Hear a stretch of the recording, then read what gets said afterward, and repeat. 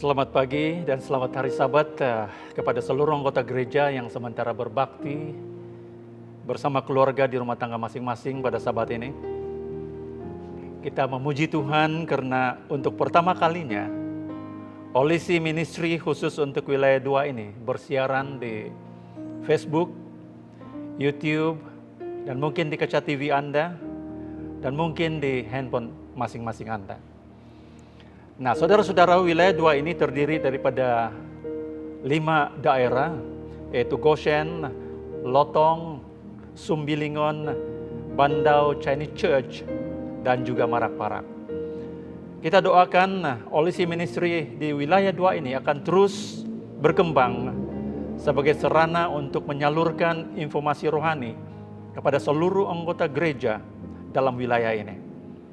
Jadi program ini pasti akan berjaya dengan adanya dukungan sepenuhnya daripada anggota-anggota gereja di dalam wilayah ini. Jadi pagi Sabat yang indah ini, saya sangat bertua karena dapat memulai program ini dalam sebuah khotbah, dalam satu khotbah dengan satu judul yang saya pilih pada pagi ini, tanggung jawab di dalam keluarga. Di dalam khotbah yang kedua ini, sebenarnya daerah Goshen, kami telah memilih untuk pembicaraan tertumpu kepada keluarga. Dan kita masih lagi di dalam kota kedua ini. Dan itu sebabnya saya sangat suka pada Sabat ini untuk meneruskan tema ini, yaitu pembicaraan tentang keluarga. Dan semoga pembicaraan ini menjadi berkat kepada kita bersama. Saudara-saudara, kita sangat bersyukur karena sudah diinformasikan bermula pada 10 Juni ini kita PKPP bermula, dan juga persekolahan juga bermula pada Jun 24 ini, dan banyak lagi perkara-perkara atau aktiviti luar yang sudah diperbolehkan. Walau bagaimanapun saya percaya aktiviti-aktiviti ini masih lagi banyak yang perlu diperhatikan agar kita dapat terus memutuskan penyebaran coronavirus yang sangat bermaharajalela di dunia pada saat ini. Saudara-saudara, apabila bencana ini telah terjadi, ia telah memberikan kesan yang sangat besar kepada keluarga.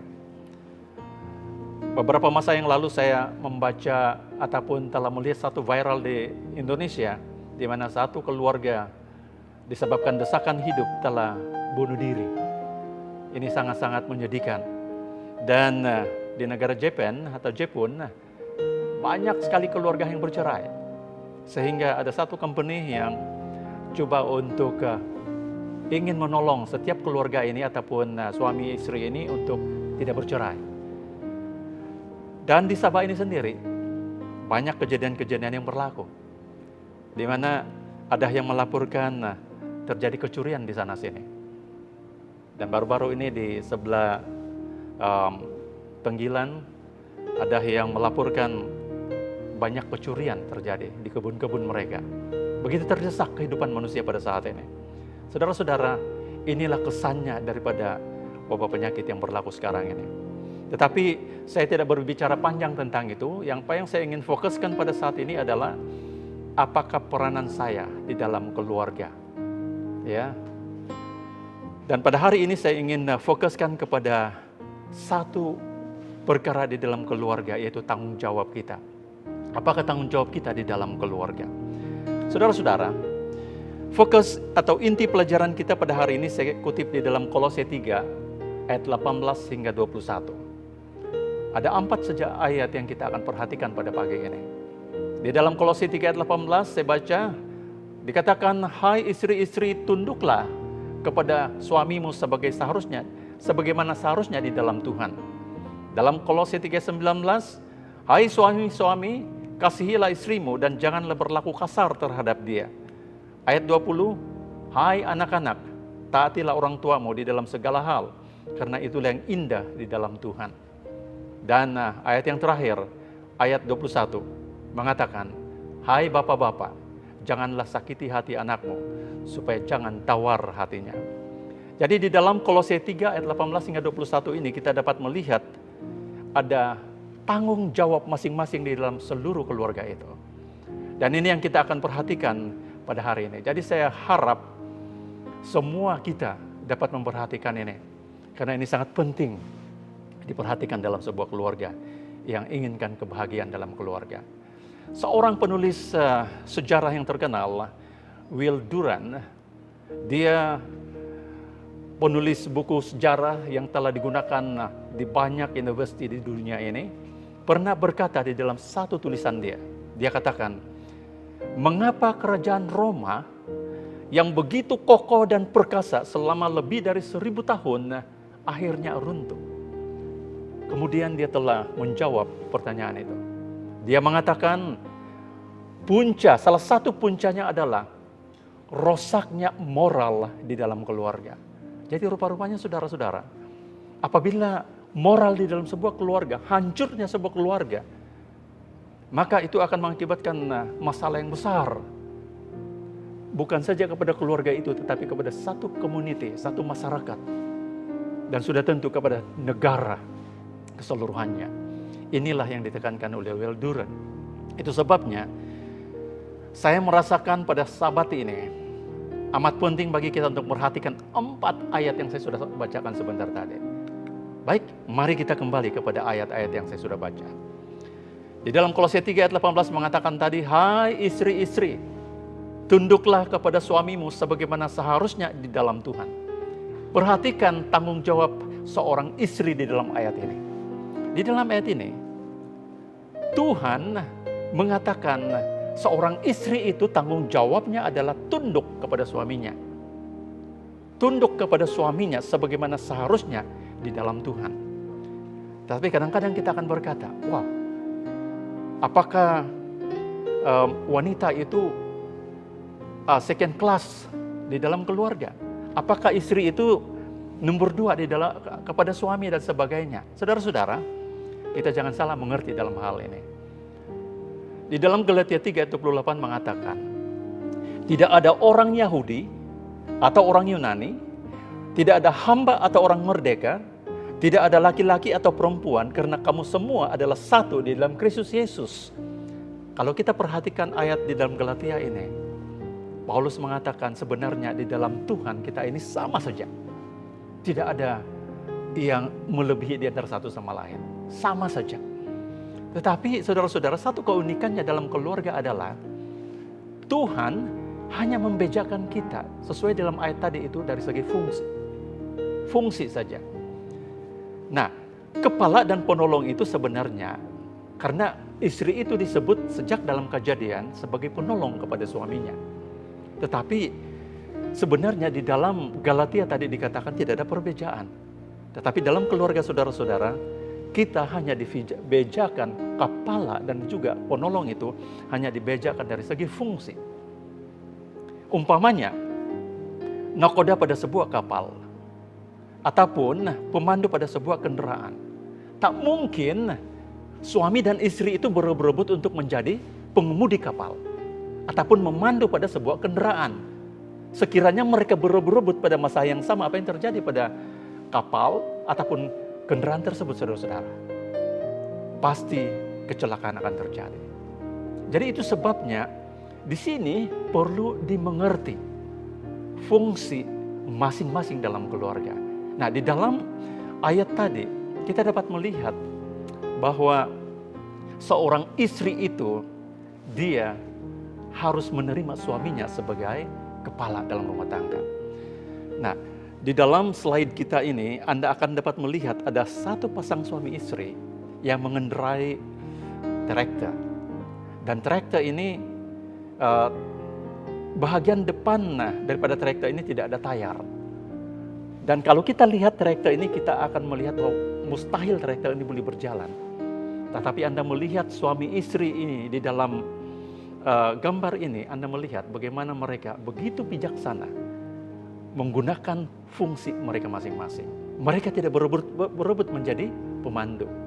Sang suami menjadi pemandu, tetapi mereka sepakat istri itu berdiri di samping suaminya untuk membalanskan traktor itu Sehingga akhirnya walaupun tidak ada tayar di depan, tetapi trayektor itu dapat berdiri dan dapat berjalan dengan baik.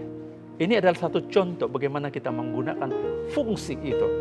Ya, jadi istri sebagai penolong bermaksud satu, memberikan usulan atau cadangan kepada suaminya. Kemudian apabila usulan itu sudah diberikan, maka mereka akan coba pertimbangkan usulan itu. Dan apabila sudah disepakati atau dipersetujui apa yang diperbincangkan, maka suami kemudian akan memberikan keputusan akhir. Saudara-saudara, kalau ini dapat dilakukan dalam sebuah rumah tangga, wah luar biasa sekali.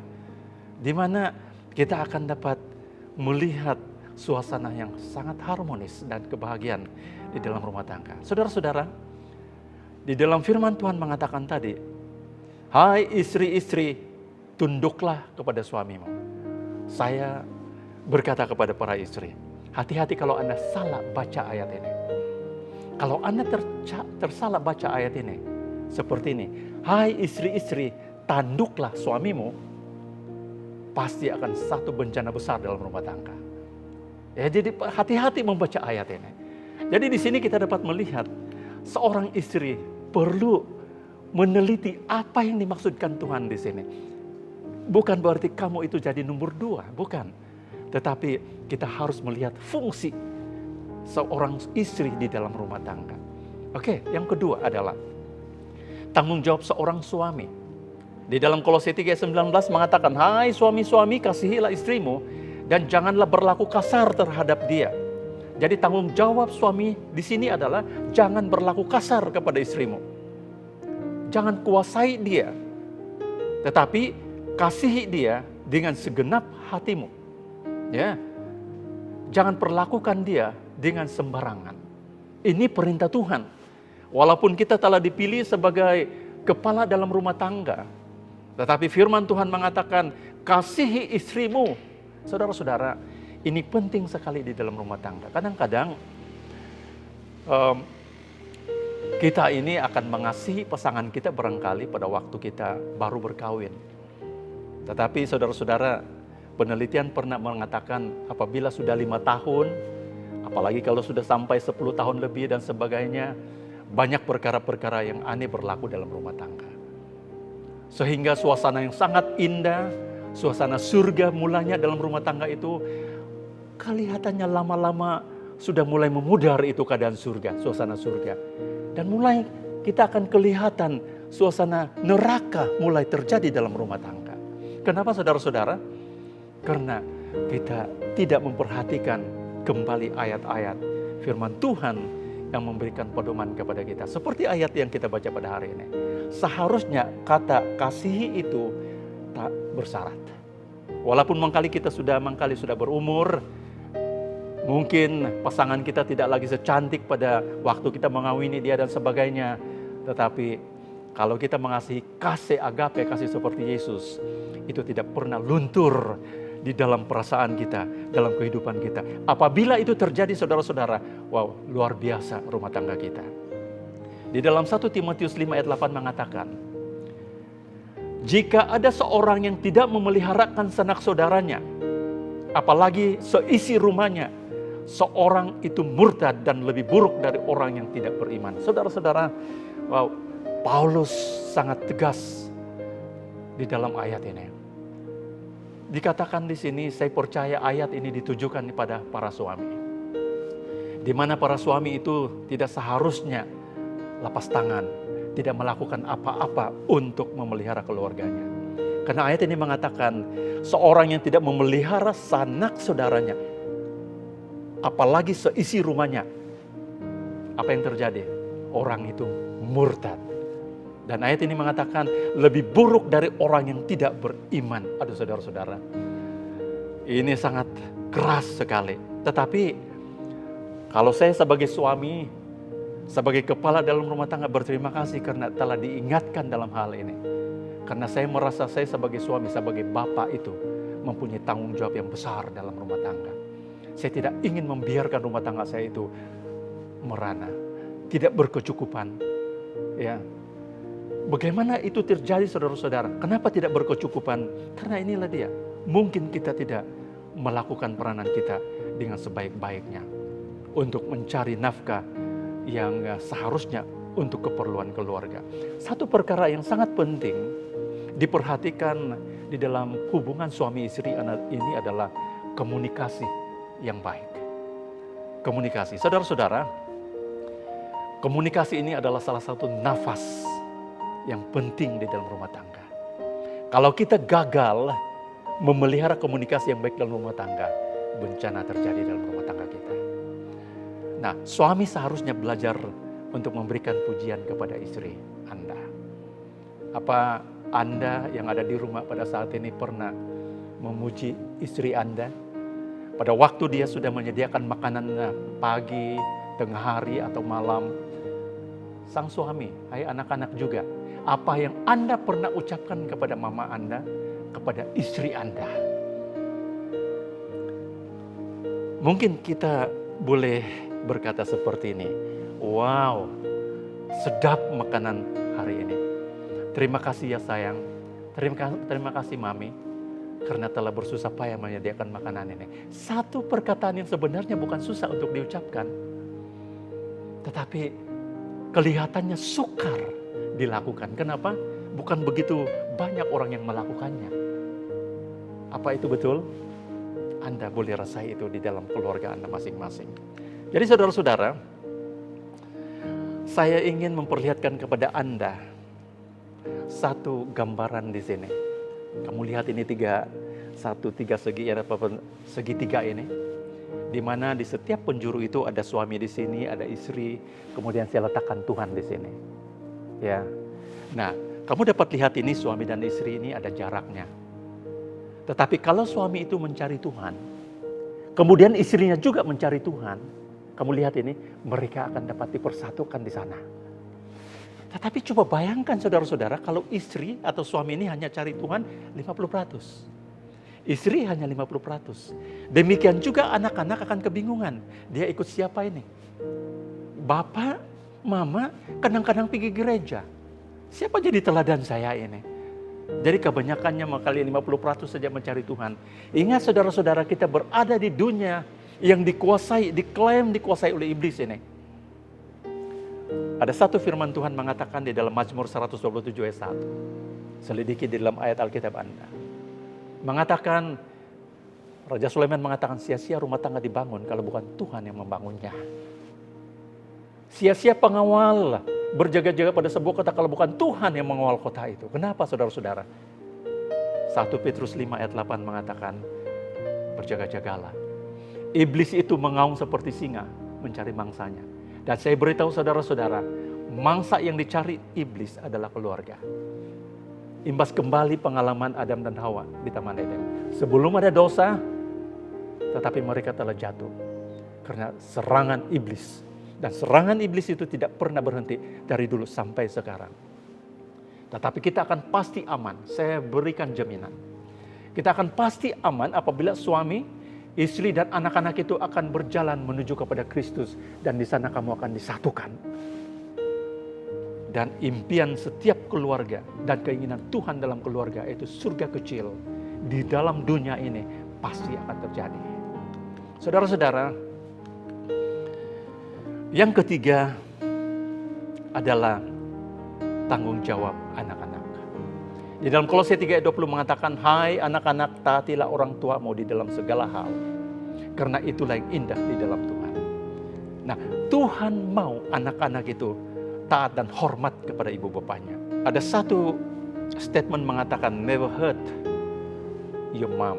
Nothing is more painful than tears in her eyes. Jadi anak-anak, jangan pernah membiarkan ibu bapak Anda mengalirkan air mata karena sedih melihat kita. Ada seorang anak pernah berbicara dengan ibu dia seperti ini. Mami, kalau mami suruh saya untuk cuci piring, atur itu, ini dan sebagainya, jangan lupa gaji saya. Bagi saya gaji. Kalau tidak kena gaji, saya tidak membuat itu. Maminya diam saja. Dan setiap kali disuruh anak ini, itulah klaim anak itu. Dia katakan, gaji dulu. Dan akhirnya ibu itu tidak dapat tahan lagi. Dan kemudian dia berkata kepada anaknya, "Nak, baiklah. Kalau setiap benda yang saya suruh kepada Anda untuk melakukan dalam rumah ini, Anda minta gaji, oke, saya akan gajikan Anda. Tetapi dengarkan, saya juga minta anak menggajikan mami selama saya mengandung Anda 9 bulan, melahirkan Anda, membesarkan Anda. Pada waktu Anda sakit, saya akan pergi ke hospital membawa Anda. Kalau Anda menangis, saya menangis. Saya lebih baik tidak makan daripada kamu tidak dapat makan. Baiklah, kalau Anda meminta apa saja yang saya suruh dan Anda minta gaji, tolong semua yang saya lakukan kepada Anda juga, tolong bayar kepada saya." Saudara-saudara, anak ini terdiam. Dan kemudian dia memperhatikan betul sekali apa yang ibunya katakan. Dan mulai daripada itu saudara-saudara, tanpa pun disuruh-suruh, anak ini melakukan kerjanya dengan sungguh-sungguh. Hai anak-anak yang ada di rumah, apakah Anda pernah membantah kata-kata ibu bapamu? Apakah Anda pernah mengatakan seperti anak tadi? Apa yang Anda lakukan, Anda minta gaji. Apa yang Anda lakukan, minta imbalan dan sebagainya. Kalau tidak diberikan imbalan, Anda akan tidak melakukannya. Tetapi apakah Anda pernah mengingat apa yang dilakukan oleh ibu bapak Anda, membesarkan Anda, sampai Anda sudah berjaya seperti ini? Itu sebabnya, dalam Efesus 6 ayat 1 mengatakan, "Hai anak-anak, taatilah orang tuamu di dalam Tuhan. Karena haruslah demikian." Ayat 2. "Hormatilah ayahmu dan ibumu. Ini adalah suatu perintah yang penting, seperti yang nyata dari janji ini." Ayat 3. "Supaya kamu berbahagia dan panjang umurmu di bumi." Anak-anak, apakah Anda mau mempunyai umur yang panjang dan berbahagia? Kalau Anda ingin, ikuti ayat ini. Sangat simpel. Hormati ibu bapamu, maka Anda pasti akan berbahagia dan panjang umur. Ini janji Tuhan. Janji Tuhan kepada kita. Nah saudara-saudara, ibu bapak, saya ingin beritahu Anda. Anak-anak kita ini sebenarnya bukan hanya tinggal anak-anak. Dia akan membesar jadi remaja, dewasa, dan seterusnya.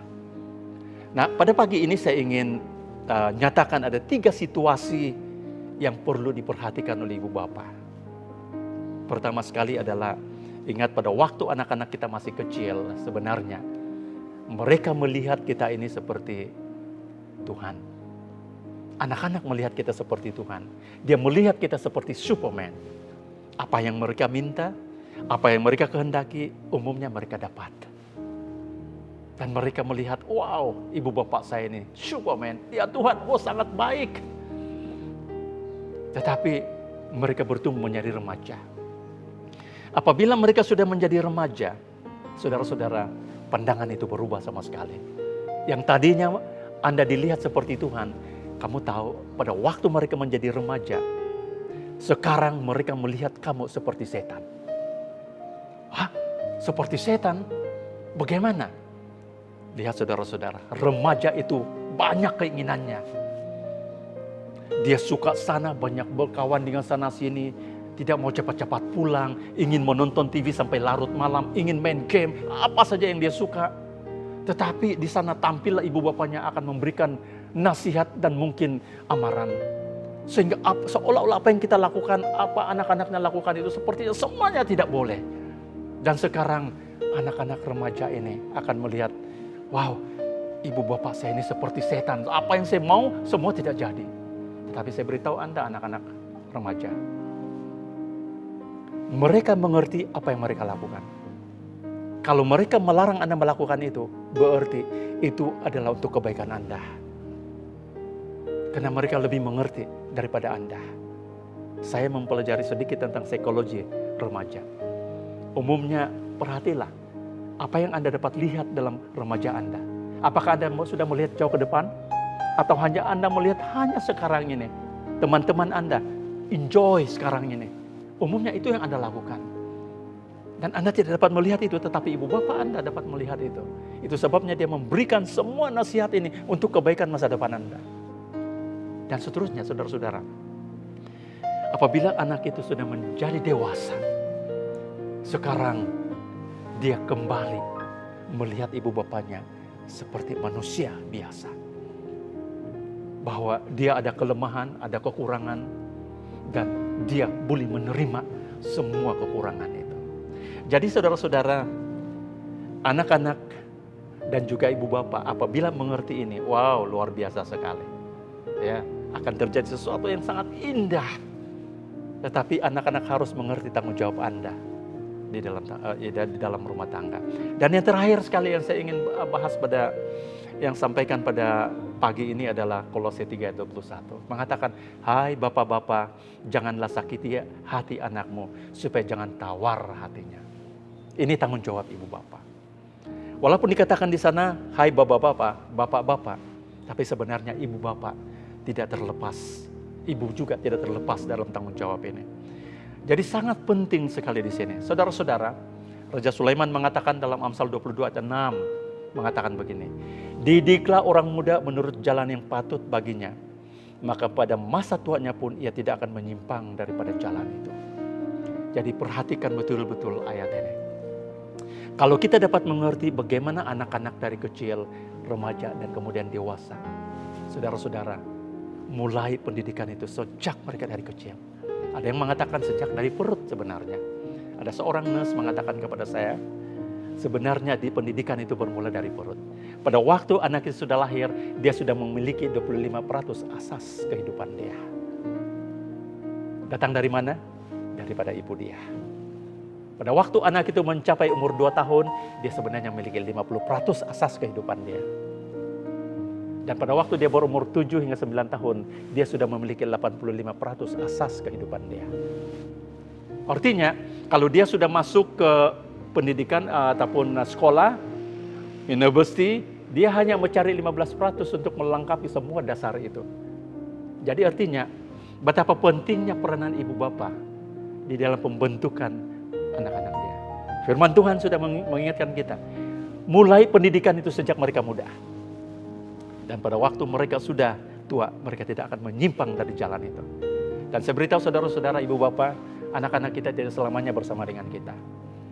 Saya ada 4 orang anak, yang selalu bersama dengan kami sekarang hanya tinggal 2 orang.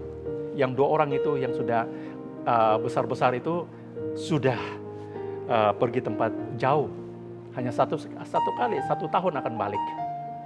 Dan pada waktu mereka mungkin sudah bekerja, sudah berumah tangga, akan lebih sedikit masa mereka akan bersama dengan saya dan dengan istri saya. Ya, tetapi kami tidak pernah akan bimbang lagi. Karena kenapa? Kami sudah lakukan peranan kami dengan sungguh-sungguh untuk membuat mereka tidak pernah akan lupa kepada Tuhan. Saudara-saudara, salah satu yang perlu dimengerti oleh ibu bapak adalah pada waktu mereka masih anak-anak, perhatikan ini. Anak-anak itu perlu melihat ataupun mengerti tentang arahan. Anak-anak itu harus mengerti tentang pujian dan hukuman. Kalau anak-anak kita sudah melakukan yang baik, jangan pernah kedekut orang bilang untuk memberikan sedikit hadiah pujian kepada dia. Mungkin bukan benda, tapi kata-kata pujian itu sudah sangat mendorong anak itu. Ya. Tapi kalau mereka melakukan satu kesalahan, jangan pernah gagal untuk memberikan disiplin kepada mereka. Karena seorang ibu bapak ataupun ibu bapak yang dapat melakukan peranannya dengan baik di dalam 2 perkara ini akan dapat membentuk anak itu menjadi anak yang baik pada masa depan. Ingat saudara-saudara, anak-anak kita ini sebenarnya bukanlah pendengar yang baik, tetapi mereka adalah peniru yang luar biasa. Anda akan melihat pada waktu Anda bercakap dengan anak Anda, mereka tidak memperhatikan Anda, tetapi saya beritahu Anda, mereka sebenarnya sementara mendengar Anda. Ataupun bukanlah pendengar yang baik, tetapi peniru yang baik. Nah, apa maksud saya di sini? Perhatikan. Apabila kita menjadi teladan yang baik dalam rumah tangga. Apabila kita ingin melihat anak-anak kita ini seorang pendoa yang baik, dan suatu masa Anda akan ingin melihat anak-anak Anda, kalau mereka mempunyai keluarga sendiri, mereka ada kebaktian rumah tangga. Mereka tidak pernah miss datang ke gereja. Seharusnya di dalam rumah sekarang ini, mereka sudah lihat di dalam ibu bapak dia. Kalau Anda ingin melihat anak-anak itu suka berdoa, kebaktian pagi dan malam, tunjukkanlah itu di rumah Anda. Kalau Anda ingin anak-anak setia pergi ke gereja, jangan pernah gagal setiap Sabat datang ke gereja. Tapi sayang sekali pada masa ini kita masih di rumah, tak mengapa, tunjukkan kesetiaan dalam ibadah Anda di dalam rumah kita. Nah, bagi orang dewasa saya katakan tadi, saya ulang sedikit. Kita tidak lagi memberikan hukuman kepada mereka, tetapi perbincangan. Ya, perbincangan dengan mereka. Di mana kadang-kadang ada anak-anak kita yang sudah berkuliah barangkali, atau mungkin yang sudah bekerja, tiba-tiba datang kepada kita dan dia katakan, "Daddy, Mami, ada yang saya ingin bincang dengan Daddy, Mami." Apa respons Anda sebagai ibu bapak? Anda pernah menolak ajakan anak Anda untuk berbincang? Mungkin kita akan berkata, Daddy sekarang penat, nanti besok saja bincang itu. Bapak, saya beritahu Anda, besok itu tidak pernah akan datang. Sama seperti seorang gunting rambut. Dia dapat satu ide satu kali. Dia letakkan di salon dia satu signboard besar di sana luar, dikatakan besok gunting rambut percuma. Jadi ada yang datang, dan pada waktu dia mau masuk di pintu, dia lihat itu signboard. Besok percuma. Besok saja datanglah. Hari ini bayar, besok baru datang. Besok dia datang, saudara-saudara, dan kemudian dengan senang hati, udah hilanglah 10 ringgit saya. Nanti boleh makan nasi goreng kah atau apa. Dan kemudian selesai dia digunting rambut, dia sudah bersedia untuk jalan dan mengucapkan terima kasih kepada tukang gunting. Tetapi tukang gunting itu menahan. Dia katakan, jangan lupa bayar dulu. Bukankah hari ini percuma? Tukang gunting itu katakan, hari ini. Signboard Anda katakan hari ini percuma. Tolong keluar dan lihat betul-betul itu signboard. Apakah hari ini dikatakan? Dia lihat saudara itu signboard, dia katakan, besok gunting rambut percuma. Dia bilang hari ini atau besok? Oh ya kan.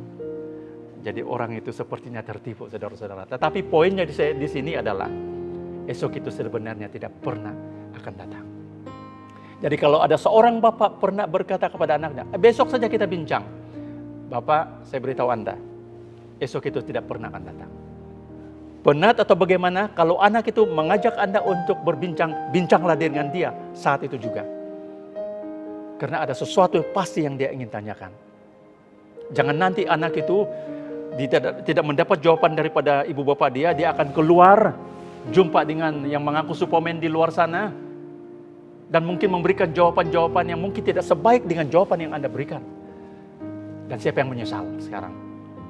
Jadi itu sebabnya, kalau kita sudah ada anak-anak dewasa, ingin berbincang dengan kita, dengarkanlah dia, dan berikanlah nasihat yang sebaiknya, sehingga Anda benar-benar anak beranak puas hati. Jadi saudara-saudara, untuk mengakhiri khotbah pada pagi ini, saya sekali lagi beritahu Anda, harta yang tak ternilai yang kita pernah miliki di dunia ini adalah keluarga kita. Bersyukurlah karena Anda ada keluarga. Dan ingat, hanya itulah yang satu-satunya yang kita boleh bawa pulang ke surga. Walaupun mungkin kita kaya dengan harta benda di dunia ini, tetapi saya beritahu Anda, itu hanya sebatas dunia ini. Yang kita boleh bawa pulang ke surga, dan yang boleh bersama kita di surga, hanya keluarga kita. Amat indah sekali saudara-saudara, apabila Yesus datang nanti yang kedua kali. Dan di surga itu Anda melihat Bapak, Ibu, anak-anak, semua anggota keluarga ada di sana. Wow, indah sekali. Jadi, sebagai kesimpulan daripada pelajaran ini, kalau kita mengerti tanggung jawab kita di dalam rumah tangga, seorang istri, seorang suami, anak, dan ibu bapak, maka kita akan dapat merasakan satu surga kecil dalam rumah tangga kita. Tetapi kalau kita mengerti, tetapi kita tidak laksanakan tanggung jawab kita, maka saya boleh katakan, kita tidak dapat nikmati surga itu, tetapi mungkin neraka kecil akan terjadi dalam keluarga kita. Kita tidak akan bahagia. Jadi kalau kita ingin bahagia, mari kita lakukan tanggung jawab kita sesuai dengan firman Tuhan. Semoga firman Tuhan ini menjadi satu pedoman dalam keluarga kita, sehingga kita benar-benar memiliki keluarga idaman kita, keluarga surga kecil yang membahagiakan kita, yang membawa kita aman, damai, gembira, dan semua boleh bersedia bagi kedatangan Yesus yang kedua kali. Kiranya itu akan terjadi dalam rumah tangga kita masing-masing. Dan itulah doa saya pada sabat ini di dalam nama Yesus. Amin. Baiklah saudara-saudara, untuk mengakhiri perbaktian kita pada sabat ini, saya mengajak Anda untuk berdoa bersama dengan saya. Mari kita berdoa. Maha besar Tuhan kami di surga, kami sangat bersyukur pada sabat ini karena kami berkesempatan untuk memulai ministry ini, polisi ministry ini di wilayah 2 ini. Tuhan, ini adalah pertama kali kami lakukan. Kiranya Tuhan akan terus memberkati kami, sehingga pelayanan ini akan berjaya, menjadi berkat kepada umat-umat Tuhan di wilayah ini. Dan sudah tentu juga menjadi berkat kepada orang-orang yang akan mendengar, baik di tempat ini maupun di tempat yang lain, yang mungkin belum pernah mendengar tentang kebenaran Tuhan. Kiranya firman Tuhan yang kami sudah pelajari pada hari ini tentang keluarga, sekarang kami dapat mengerti serba sedikit tanggung jawab kami di dalam keluarga. Tanggung jawab seorang suami, istri, anak-anak, ibu bapak. Kiranya Tuhan terus memberikan kami kekuatan dan hikmat kebijaksanaan, sehingga kami dapat melakukan peranan kami dengan baik, sehingga akhirnya kami benar-benar dapat memiliki keluarga yang terbaik di dunia ini, yaitu surga kecil sebagaimana yang Tuhan inginkan dalam setiap keluarga. Itu pasti tercapai apabila kami benar-benar menjunjung tinggi firman-Mu dan menjadikan Tuhan itulah Raja dalam rumah tangga kami. Terima kasih Tuhan, karena Engkau sudah memberkati setiap anggota gereja dan setiap pendengar yang sudah mendengar firman Tuhan pada pagi ini. Kiranya itu menjadi berkat kami bersama, sehingga kami benar-benar menjadi anak-anak Tuhan yang terbaik di hadapan-Mu. Terima kasih karena sepanjang sabat ini Engkau terus menjaga kami, melihara kami, sehingga kami akan mengakhiri sabat ini dengan limpah berkat dari Tuhan. Di dalam nama Yesus hamba-Mu berdoa. Amin.